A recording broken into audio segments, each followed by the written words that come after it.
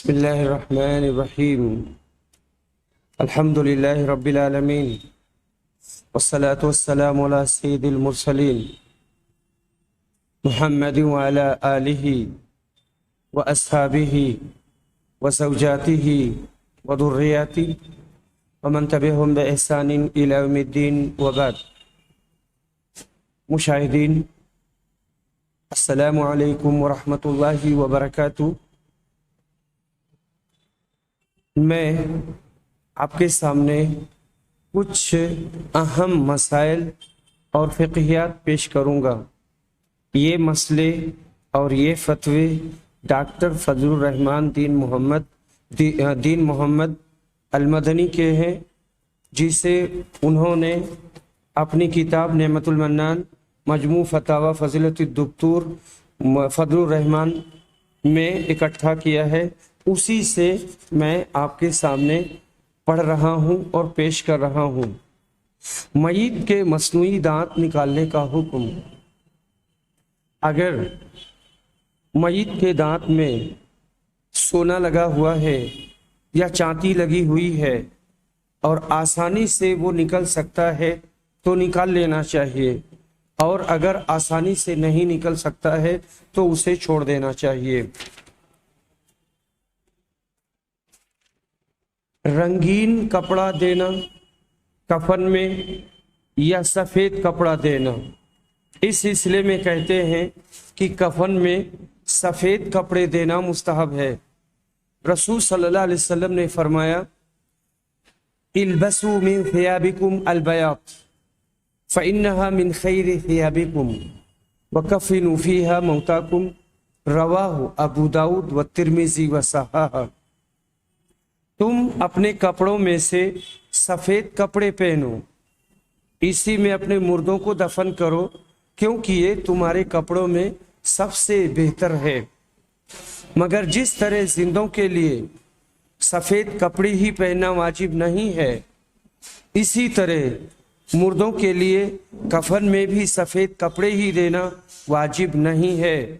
رسول اکرم صلی اللہ علیہ وسلم نے فرمایا، اذا توفی احدکم فوجد شیئا فلیکفن فی ثوب حبرا۔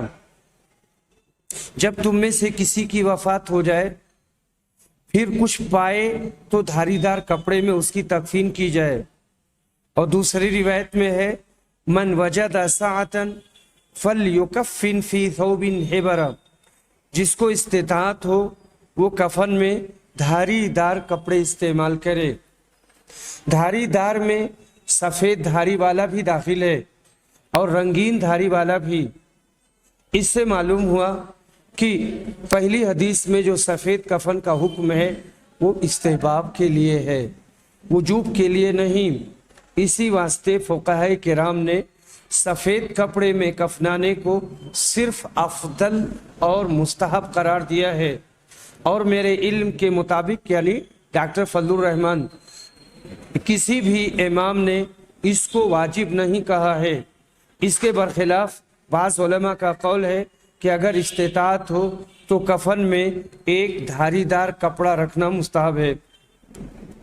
اسی طرح کفن میں سوتی کپڑے کا ہونا بھی ضروری نہیں ہے، کیونکہ کسی حدیث میں اس کا حکم نہیں ہے، اور نہ ہی میرے علم کے مطابق کسی امام نے اس کو واجب ہی کہا ہے۔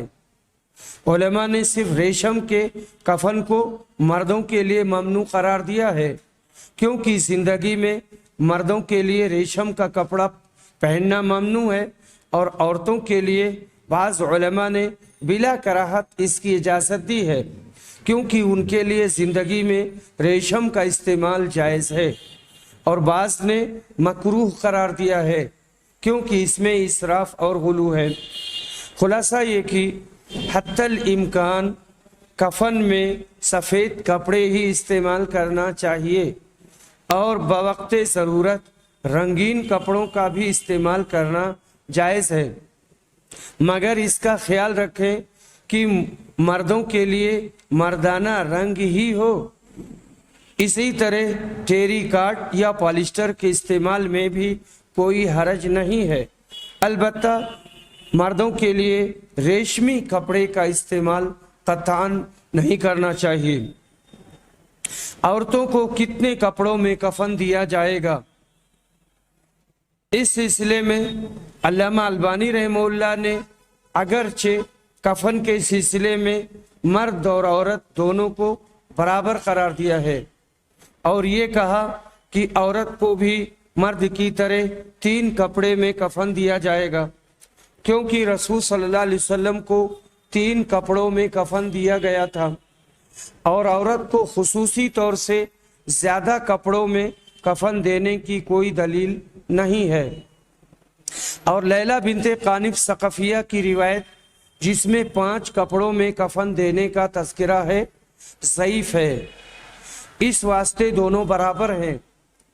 और मुआसिर उलमाए किराम में से बहुत से लोगों ने अल्लामा अलबानी रहमहुल्लाह की तहकीक पर ताने होकर इसी राय को अख्तियार कर लिया है। हालांकि उम्मे अतिया से सही सनद से मरवी है, फ़कफ़न्नाहा फ़ी ख़म्सति अथवाबिन व ख़म्मरनाहा कमा युख़म्मरुल हय्य। हमने रसूल सल्लल्लाहु अलैहि वसल्लम की बेटी को 5 कपड़ों में कफनाया और उनको बिल्कुल वैसे ही दुपट्टा ओढ़ाया जिस तरह जिंदा को ओढ़ाया जाता है। हाफिज इब्ने हजर फतहुल बारी जिल्द नंबर 3 सफ़ा नंबर 133 बाब कैफल इशार लिल मय्यित में मज़कूर उम्मे अतिया की हदीस की शरह में कहते हैं, यहाँ पर उन्होंने अरबी इबारत लिखी है जिसका तर्जमा ये है कि जौज़क़ी ने इब्राहिम बिन हबीब बिन शहीद अन हिशाम अन हफ्सा अन उम्मे अतिया की सनद से रिवायत किया है कि उम्मे अतिया ने फरमाया, फिर हमने उन्हें 5 कपड़ों में कफनाया और उनको उसी तरह दुपट्टा ओढ़ाया जिस तरह जिंदा को ओढ़ाया जाता है और ये ज्यादती सहीउल इस्नाद है।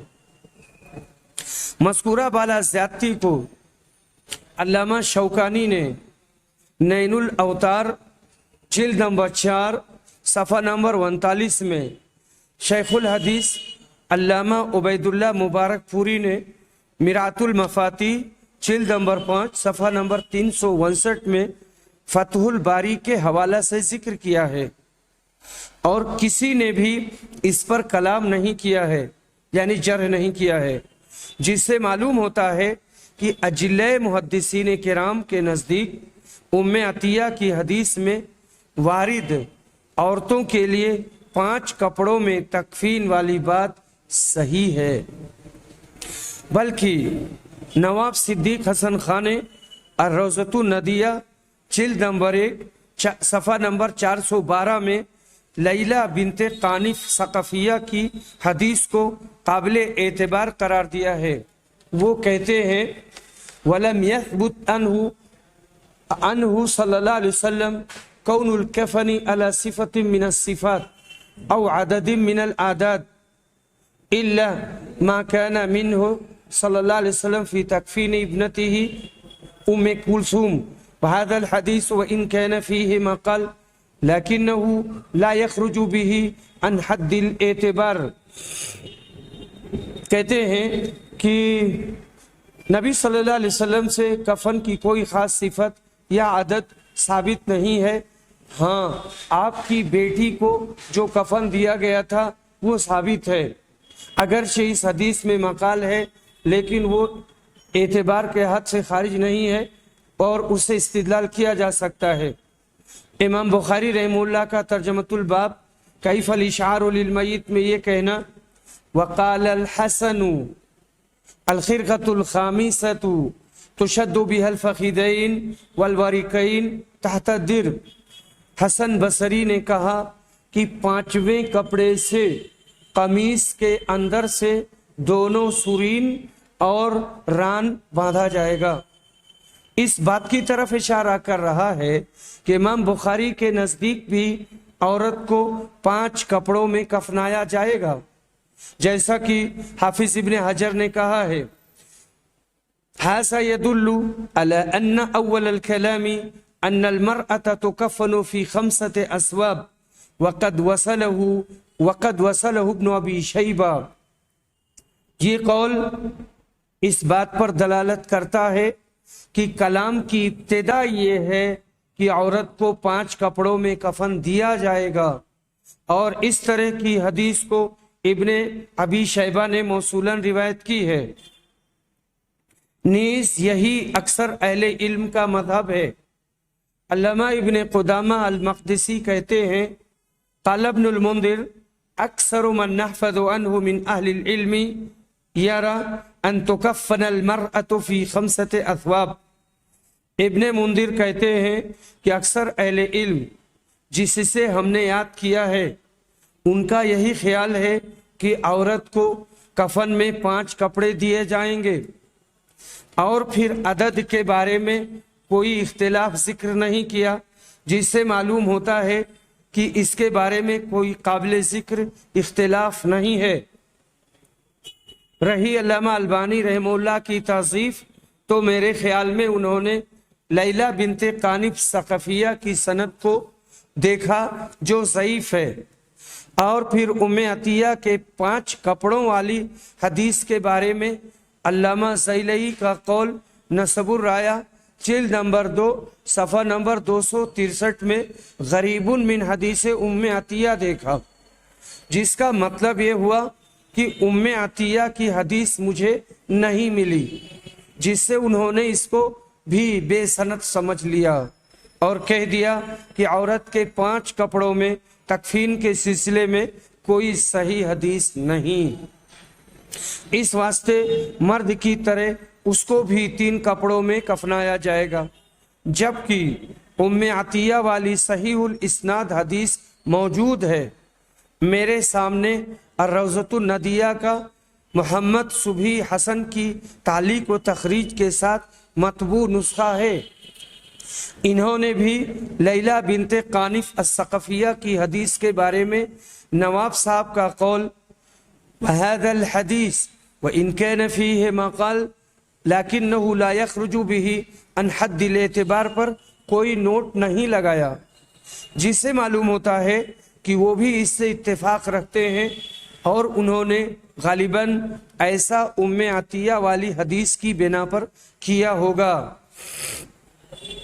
بہرحال میرے نزدیک ام عطیہ کی مذکورہ بالا حدیث صحیح اور دیگر وجوہ جن کی طرف اوپر اشارہ ہو چکا ہے کی بنا پر عورت کے کفن میں 5 کپڑے دینا مسنون اور افضل ہے، اور غیر مسنون کہہ کر اس سے منع کرنا درست نہیں ہے.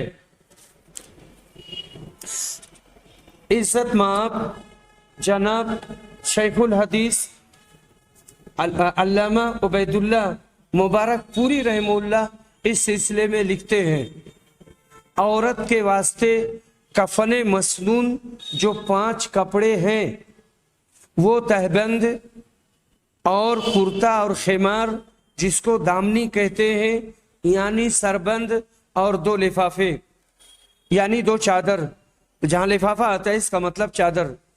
ابو داؤد میں لیلہ ثقفیہ سے روایت ہے کنت فی من غسل ام کلثوم ابنت رسول اللہ صلی اللہ علیہ وسلم عند وفاتها فكان اول شيء اعطانا رسول اللہ صلی اللہ علیہ وسلم الحقوہ ثم درع ثم الملحفہ ثم ادرجت بعد في الثوب الاخر. قالت ورسول اللہ صلی اللہ علیہ وسلم جالس عند الباب معه كفنها يناولها ثوبا ثوبا. کتاب الجنائز باب فی کفن المرأة حدیث نمبر 3157. اس کا مفہوم یہ ہے لیلہ بنت قانف ثقفیہ کہتی ہیں کہ میں ان لوگوں میں سے تھی جنہوں نے رسول صلی اللہ علیہ وسلم کی بیٹی کو غسل دیا تھا جب ان کا انتقال ہوا تھا. پہلی چیز رسول صلی اللہ علیہ وسلم نے ہم کو اپنی لنگی دی، پھر کرتا دیا، پھر ملحفہ دیا چادر، پھر اس کے بعد دوسرے کپڑے میں ہم نے ان کو لپیٹا۔ کہتی ہیں اور رسول صلی اللہ علیہ وسلم دروازے پر بیٹھے تھے، آپ کے پاس ان کا کفن تھا، یعنی آپ کی بیٹی کا، اور ایک ایک کپڑا وہ ہمیں پکڑا رہے تھے۔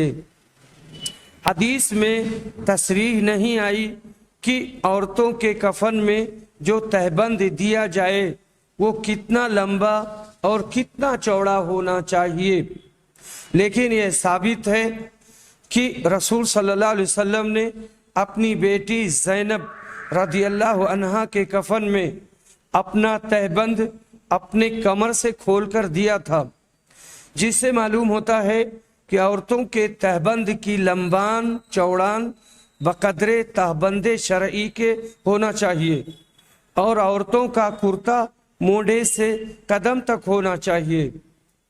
جیسا کہ زندہ عورتوں کو اتنا لمبا کرتا پہننا مشروع و درست ہے، اور خمار یعنی سربند کا طول اور عرض اس قدر ہونا چاہیے کہ بال اور سر چھپ جائیں۔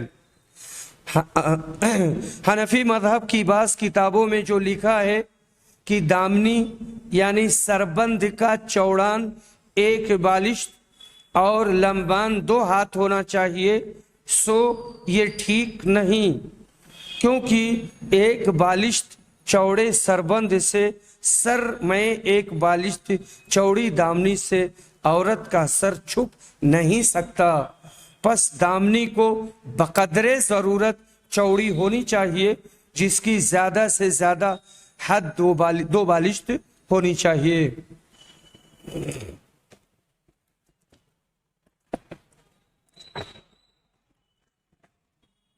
عورتوں کا نماز جنازہ پڑھنا،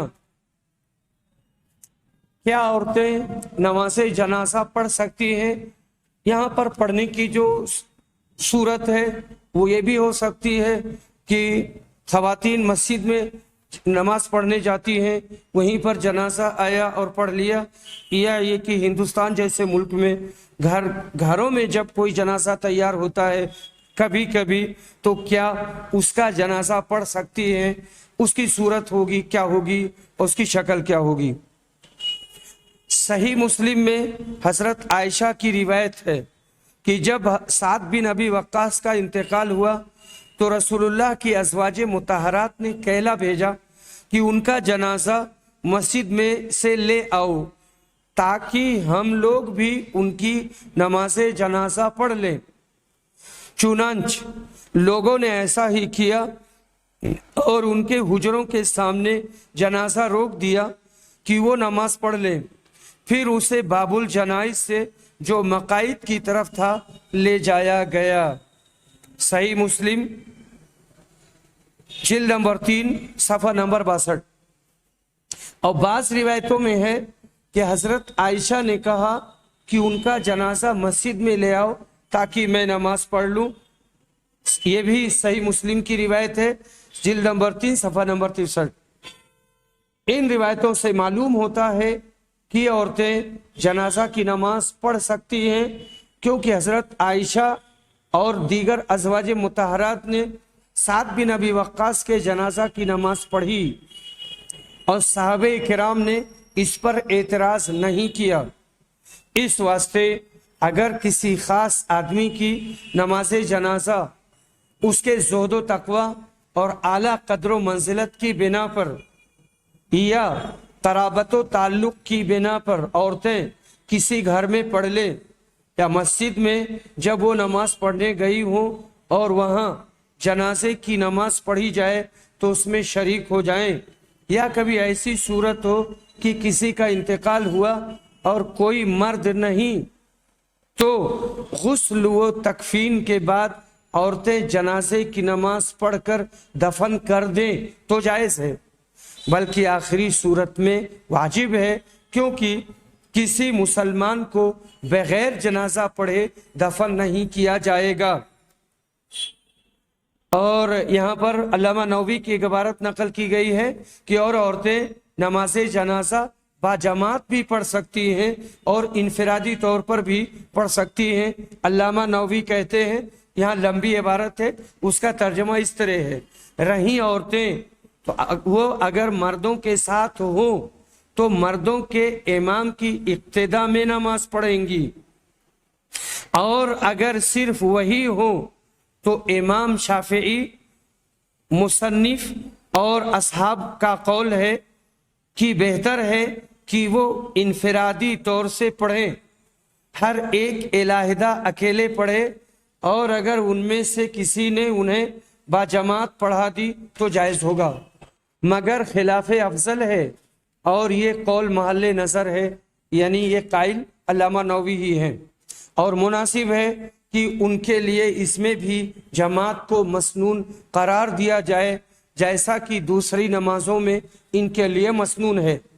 اور اس کا قائل سلف کا ایک گروہ ہے، جن میں حسن بن صالح، سفیان ثوری، احمد اور ابو حنیفہ کے اصحاب وغیرہ ہیں، اور امام مالک نے کہا کہ علیحدہ پڑھیں گی۔ سید ثابت کہتے ہیں عورت کے لیے جائز ہے کہ وہ جنازے کی نماز مرد کی طرح پڑھے، خواہ اکیلے پڑھے یا جماعت کے ساتھ، دونوں برابر ہے، اس لیے کہ حضرت عمر نے ام عبداللہ کا انتظار کیا یہاں تک کہ انہوں نے عتبہ کی جنازے کی نماز پڑھ لی، اور حضرت عائشہ نے حکم دیا کہ سعد بن ابی وقاص کا جنازہ لایا جائے تاکہ وہ نماز پڑھ لے۔ پھر امام نووی کا مذکورہ والا قول نقل کیا کہ عورتوں کے لیے دوسری نمازوں کی طرح باجماعت نماز جنازہ جائز ہے، اور یہ سلف میں سے ایک جماعت کا قول ہے۔ اور علامہ مرداوی نے الانصاف جلد نمبر 2 صفحہ نمبر 539 اور ابن مفلح نے المبدع جلد نمبر 2 صفحہ نمبر 264 میں عورتوں کے لیے نماز جنازہ کی مختلف صورتوں اور اقوال کا ذکر کیا ہے۔ بہرحال مذکورہ صورتوں میں عورتیں نماز جنازہ پڑھ سکتی ہیں، جماعت کے ساتھ اور انفرادی طور پر بھی، البتہ عام حالات میں یہ عادات بنا لینا کہ ہر جنازہ پر پہلے عورتیں کسی گھر میں یا باجماعت یا انفرادی طور پر نماز پڑھیں، پھر مرد پڑھیں، یا پہلے مرد پڑھیں پھر عورتیں، اس کا کوئی ثبوت میرے علم میں نہیں۔ عہد نبوی اور عہد صحابہ و تابعین یا بالفاظ دیگر خیر القرون میں اس کا رواج نہیں تھا، اس لیے اس سے احتراز کرنا چاہیے۔ جب جواز کی شکل موجود ہے کہ عورتیں اپنے گھر میں پڑھ سکتی ہیں تو شاید ہر چیز کی نظیر قرن اولیٰ میں یا خیر القرون میں نہ مل سکے۔ جواز کی شکل موجود ہے تو مسجد میں بھی پڑھ سکتی ہے اور گھر میں بھی پڑھ سکتی ہے، فاللہ عالم۔ نماز جنازہ میں رفع الیدین کرنے کا حکم۔ نماز جنازہ میں تکبیر اولیٰ کے وقت رفع الیدین کرنا بالاجماع ثابت ہے، اور باقی تکبیرات کے وقت نبی اکرم سے مرفوعاً ثابت نہیں۔ البتہ ابن عمر اور ابن عباس وغیرہ سے ثابت ہے کہ وہ ہر تکبیر کے وقت رفع الیدین کرتے تھے۔ علامہ مبارک پوری کہتے ہیں چاروں تکبیروں میں رفع الیدین کرنا کسی حدیث مرفوع صحیح سے ثابت نہیں۔ ہاں ابن عمر اور ابن عباس چاروں تکبیروں میں رفع الیدین کرتے تھے۔ کتاب الجنائز عبد الرحمن مبارک پوری صفحہ نمبر 57۔ علامہ شوکانی کہتے ہیں خلاصہ کلام یہ ہے کہ تکبیر اولیٰ کے علاوہ بقیہ تکبیرات میں نبی صلی اللہ علیہ وسلم سے کوئی قابل احتجاج دلیل موجود نہیں، اور صحابہ کے اقوال و افعال اس سلسلے میں حجت نہیں، اس لیے صرف تکبیر تحریمہ کے وقت رفع الیدین کرنا چاہیے، کیونکہ تمام نمازوں میں تکبیر تحریمہ کے علاوہ دیگر مقامات پر رفع الیدین کی مشروعیت صرف ایک رکن سے دوسرے رکن کی طرف انتقال کے وقت ہے، اور نماز جنازہ میں کسی رکن کی طرف انتقال نہیں ہے۔ اس کے بعد میں ایک اہم مسئلہ ہے مقروض کا جنازہ۔ اگر کوئی آدمی مقروض ہو کر مرا، بڑا قرض لے کر مرا ہے یا کم ہی قرض ہے، تو اس کا جنازہ پڑھیں گے یا نہیں پڑھیں گے؟ اگر یہ شخص مسلمان ہے تو اس کی نماز جنازہ پڑھی جائے گی اور اس کے بغیر اسے دفن نہیں کیا جائے گا، کیونکہ رسول صلی اللہ علیہ وسلم نے گرچہ خود اس کی نماز جنازہ نہیں پڑھی مگر صحابہ کرام کو پڑھنے کا حکم دیا، جس سے معلوم ہوا کہ یہ حرام نہیں ہے۔ آپ نے صرف زجر و توبیخ اور عبرت و نصیحت کے لیے اس کی نماز جنازہ نہیں پڑھی تھی، ورنہ صحابہ کرام کو بھی منع کر دیتے۔ نیز اہل علم جانتے ہیں کہ رسول صلی اللہ علیہ وسلم کا مجرد عمل وجوب پر اور ترک حرمت پر دلالت نہیں کرتا۔ علامہ شوکانی کہتے ہیں، یہاں عبارت عربی نقل کی گئی ہے، اس کا ترجمہ یہ ہے: امام مالک، امام شافعی، امام ابو حنیفہ اور جمہور علماء کا مذہب ہے کہ فاسق کی نماز جنازہ پڑھی جائے گی۔ حضرت جابر کی روایت میں جو وارد ہے کہ آپ نے اس کی نماز جنازہ نہیں پڑھی، اس کا جواب یہ دیا گیا ہے کہ آپ کا یہ عمل لوگوں کے زجر و توبیخ کے لیے تھا اور صحابہ نے اس کی نماز جنازہ پڑھی تھی۔ اس کی تائید نسائی کی اس روایت سے بھی ہوتی ہے جس میں ہے کہ میں تو نہیں پڑھوں گا۔ نیز اگر فرض کر لیں کہ آپ نے اور دوسرے لوگوں نے بھی نہیں پڑھی تو مجرد ترک اس کی حرمت کی دلیل نہیں ہوگی، اور فاسق کی نماز جنازہ کے جواز پر حدیث جو بھی لا الہ الا اللہ کا قائل ہو اس کی نماز جنازہ پڑھو بھی دلیل ہے۔ یعنی اس کا مطلب یہ ہوا کہ جو بھی لا الہ الا اللہ پڑھتا ہے اس کا جنازہ پڑھیں گے۔ یہاں ایک اور مسئلہ بیان کیا گیا ہے، صرف ایک چند ہی جملوں میں میں اسے بیان کروں گا۔ قادیانی کا جنازہ تو اپنے سماج میں اگر قادیانی ہے، اسے ربط ضبط ہے، تو اس کے جنازہ میں نہیں شریک ہوں گے۔ اسی میں ہم اضافہ کر سکتے ہیں بریلوی کا جنازہ، کہ بریلویوں کا بھی عقیدہ بہت زیادہ فاسد ہے اور بہت ہی خراب ہے۔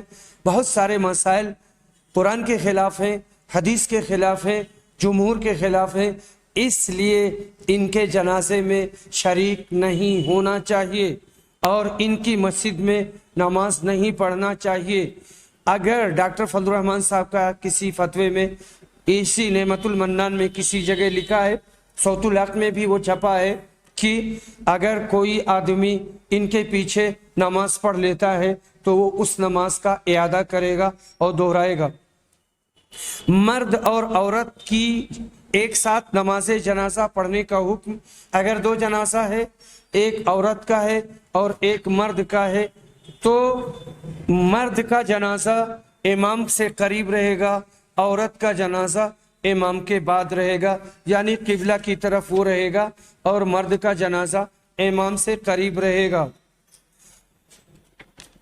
جو بچے پیدا ہوتے ہیں وہ مردہ پیدا ہوتے ہیں، تو مردہ پیدا ہونے والے بچوں کا جنازہ پڑھیں گے۔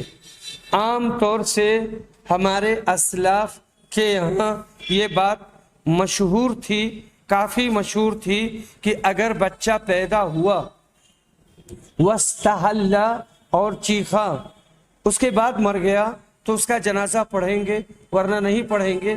یہ فتح الباری میں حافظ ابن حجر نے اسے نقل کیا ہے، لیکن یہ روایت صحیح نہیں ہے۔ اور اگر 4 مہینہ یا اس کے بعد کا بچہ ہے، 4 مہینہ یا اس کے بعد حمل ساقط ہو گیا، اس پر بھی جنازہ پڑھیں گے، اور مردہ بچہ پیدا ہوتا ہے تو اس پر بھی جنازہ پڑھیں گے۔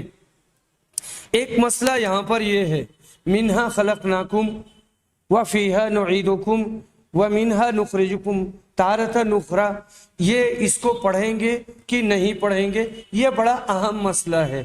اور بہت زیادہ رائج رہا ہے، اور الحمدللہ اہل حدیثوں میں یہ تو بہت حد تک کم ہو گیا ہے، لیکن اس کا جاننا اور سمجھنا ضروری ہے کہ اس کے سلسلے میں کوئی بھی صحیح روایت نہیں تھی، لیکن یہ بات مشہور ہو گئی۔ میت کو دفن کرتے وقت آیت کریمہ منہا خلقناکم وفیہا نعیدکم پڑھنے کا ثبوت کسی صحیح حدیث سے نہیں ہے۔ مسند احمد میں حضرت اسامہ کی ایک حدیث ہے کہ جب حضرت ام کلثوم کو قبر میں رکھا گیا تو رسول صلی اللہ علیہ وسلم نے کہا منہا خلقناکم وفیہا نعیدکم ومنہا نخرجکم تارتن اخری، میں نے تم کو اسی مٹی سے پیدا کیا ہے اور اسی میں لوٹائیں گے اور اس سے دوبارہ نکالیں گے۔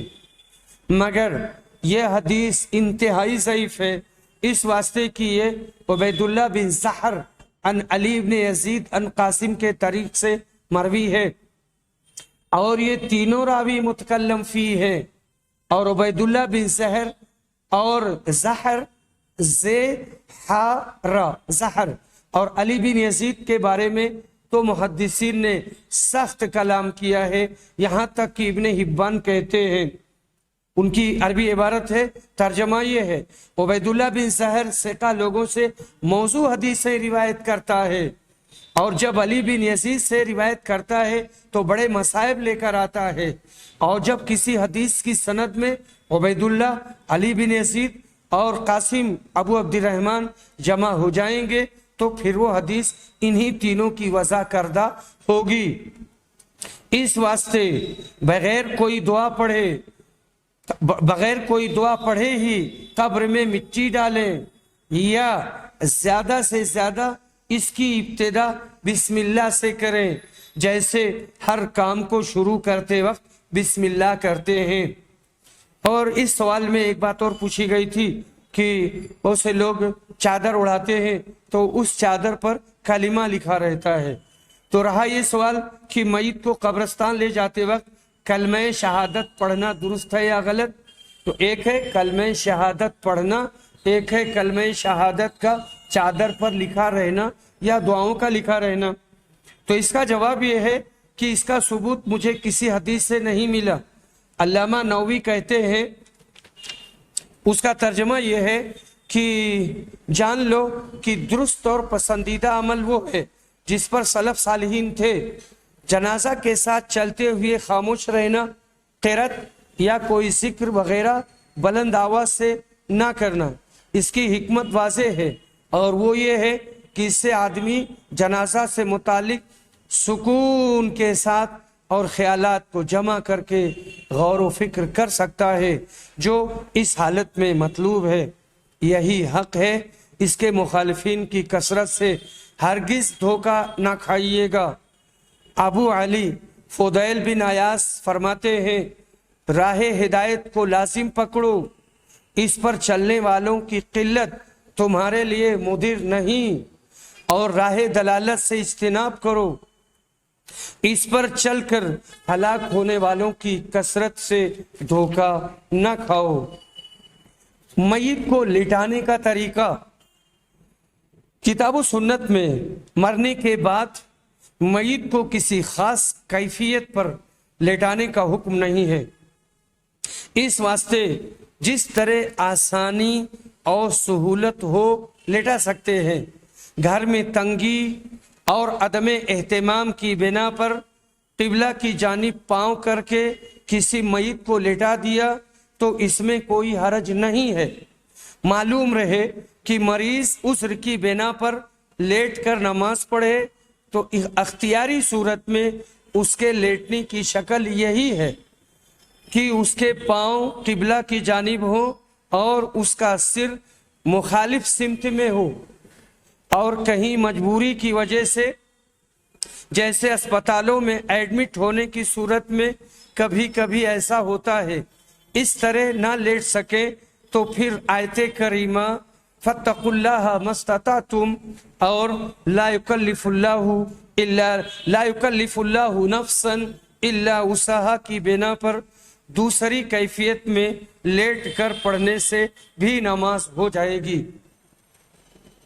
اس واسطے میت کے پاؤں قبلہ کی طرف ہونے میں بظاہر کوئی قباحت اور کراہت نہیں ہے، البتہ نماز جنازہ کے وقت اس کا سر ہندوستان وغیرہ جہاں قبلہ پچھم کی طرف ہے شمال کی طرف اور پاؤں جنوب کی طرف کرنا چاہیے، اور قبر میں بھی اسی طرح لٹائیں گے۔ علامہ البانی نے نزاع کے وقت میت کے رخ کو قبلہ کی جانب کرنے کو بدعت کہا ہے اور بدعت لکھا ہے۔ تلخیص احکام الجنائز صفحہ نمبر 96۔ بہرحال اہل میت اپنی سہولت اور آسانی کے اعتبار سے جس طرح چاہیں گھر میں میت کو لٹا سکتے ہیں۔ قبر پر اذان دینے کا حکم۔ قبر پر میت کے دفن کے وقت یا بعد میں اذان دینے کا کتاب و سنت سے کوئی ثبوت نہیں ہے، اس واسطے یہ بدعت ہے۔ اس سے مسلمانوں کو اجتناب کرنا چاہیے، کیونکہ رسول صلی اللہ علیہ وسلم نے فرمایا ہے وَكُلُّ مُحْدَثَةٍ بِدْعَةٍ وَكُلُّ بِدْعَةٍ ضَلَالَةٍ وَكُلُّ ضَلَالَةٍ فِي النَّارِ۔ شریعت میں ہر نئی نکالی چیز بدعت ہے، اور ہر بدعت دلالت ہے، اور ہر دلالت نار جہنم میں پہنچانے والی ہے۔ نیز آپ نے فرمایا من احدث فی امرنا ھذا ما لیس منہ فہو رد، جس نے ہمارے دین میں کوئی نئی چیز نکالی تو وہ مردود ہے، قابل قبول نہیں ہے۔ اسی طرح سے قبر پر خوشبو ڈالنا یا عرق گلاب چھڑکنا یا پھول کا مالا اس پر رکھ دینا تو کتاب و سنت سے اس کا ثبوت نہیں ہے۔ قبر میں میت کو لٹانے سے پہلے خوشبودار پیلی مٹی ڈالی جائے یا گلاب کا پانی چھڑکا جائے، اس واسطے ہم مسلمانوں کے لیے ایسا کرنا درست نہیں۔ رسول صلی اللہ علیہ وسلم کے زمانے میں بھی خوشبو پائی جاتی تھی، مختلف انداز کی خوشبوئیں پائی جاتی تھی، لیکن کسی بھی جنازہ میں کسی بھی میت کے قبر میں لٹاتے وقت ایسا نہیں کیا گیا ہے۔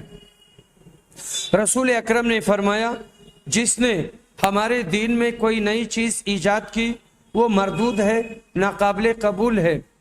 ہر بدعت، ہر نئی چیز شریعت میں نکالی گئی ہر نئی چیز بدعت ہے، اور بدعت کا انجام گمراہی ہے۔ آپ کے اس بدعی عمل کا کفارہ یہ ہے، یہاں جو سوال کیا گیا ہے ان کے بارے میں یہ نصیحت کی جا رہی ہے کہ اللہ تعالیٰ سے آپ صدق دل سے توبہ کریں اور آئندہ ایسا نہ کرنے کا پختہ اور عزم مصمم کریں۔ اسی طرح سے قبر میں دفن کرنے کے بعد ہاتھ اٹھا کر دعا مانگنا انفراداً یا اجتماعاً، یہ مسئلہ مسلسل پیدا ہوتا رہتا ہے ہمارے ہندوستان میں اور اپنے علاقے میں، اور لوگ اس میں بڑا اختلاف کرتے ہیں۔ تو اس سلسلے میں اس فتوے کو نہایت غور سے سماعت فرمائیں۔ ہم پہلے سوال پڑھیں گے، اس کے بعد جواب پڑھیں گے۔ مردے کو دفن کے بعد قبر پر ہاتھ اٹھا کر دعا کرنا کیسا ہے؟ کچھ لوگ ابھی قبر پر پوری مٹی بھی نہیں چڑھائی گئی بلکہ کام شروع ہے، دعا مانگنے لگتے ہیں اور چلنے لگتے ہیں، تو یہ کیسا ہے؟ جواب: دفن کے بعد قبر کے پاس کھڑے ہو کر میت کے لیے ثابت قدمی اور مغفرت کی دعا کرنا جائز اور مسنون ہے، اور لوگوں کو اس کا حکم بھی دینا چاہیے۔ حضرت عثمان کی حدیث ہے کان النبی صلی اللہ علیہ وسلم اذا فرغ من دفن المیت وقف علیہ فقال استغفروا لأخیکم وصلوا له بالتثبیت فإنه الآن یسأل، رواہ ابو داؤد۔ رسول صلی اللہ علیہ وسلم میت کے دفن سے فارغ ہوتے تو اس پر ٹھہرتے اور لوگوں سے فرماتے اپنے بھائی کے واسطے مغفرت کرو، اور اس کے لیے منکر نکیر کے سوال و جواب میں ثابت قدم رہنے کا اللہ سے سوال کرو، اس واسطے کی اس سے ابھی سوال کیا جائے گا۔ اور صحیح مسلم میں حضرت عمرو بن عاص سے روایت ہے کہ انہوں نے جانکنی کے وقت اپنے بیٹے عبداللہ سے کہا کہ جب میں مر جاؤں تو میرے جنازے کے ساتھ کوئی نوحہ کرنے والی عورت نہ جائے اور نہ میرے جنازے کے ساتھ آگ جائے، اور جب مجھ کو دفن کرنا تو سہولت اور آسانی کے ساتھ مجھ پر مٹی ڈالنا۔ میری قبر کے پاس اتنی دیر تک کھڑے رہنا جتنی دیر میں اونٹ ذبح کیا جاتا اور اس کا گوشت تقسیم کیا جاتا ہے، تاکہ مجھے تم لوگوں کی وجہ سے انسیت حاصل ہو اور میں جان لوں کہ اپنے رب کے بھیجے ہوئے یعنی منکر نکیر کو کیا جواب دوں۔ ان دونوں حدیثوں سے معلوم ہوتا ہے کہ دعا کی دفن سے فراغت کے بعد دعا کی جائے گی، اور دعا کے بعد بھاگنے میں جلدی نہیں کرنی چاہیے، بلکہ کچھ دیر قبر کے پاس ٹھہرنا چاہیے، خاص طور سے میت کے ورثہ اور اقربا کو، تاکہ میت کو اس سے انسیت حاصل ہو۔ وآخر دعوانا ان الحمد للہ رب العالمین۔